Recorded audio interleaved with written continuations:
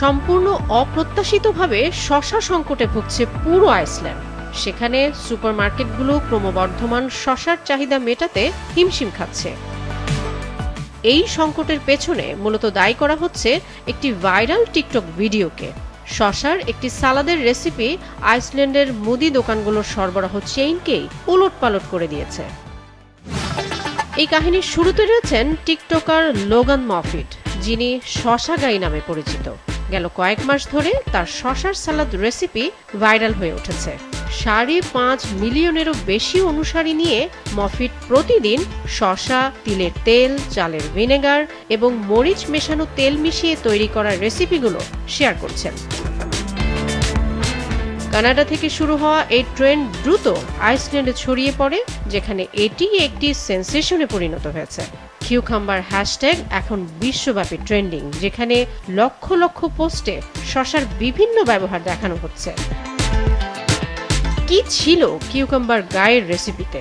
একটি শশা টুকরো করে কেটে নিন, সয়া সস, সিসিমি তেল, ফিশ সস, চিনি, মনোসোডিয়াম, গ্লুটামেট লবণ, গ্রেট করা আদা, পেঁয়াজ কুচি এবং টোস্ট করা সিসিমি বীজ দিন।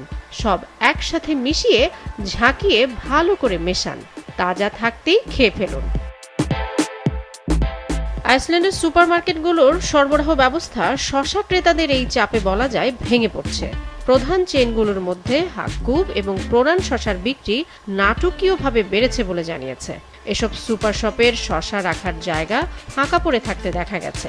হাক্কুব জানায় শশার বিক্রি দ্বিগুণ হয়েছে এবং ভাইরাল রেসিপিতে ব্যবহার করা হয় এমন অন্যান্য উপকরণ যেমন তিলে তেল সহ অন্যান্য মশলারও ঘাটতি তৈরি হয়েছে।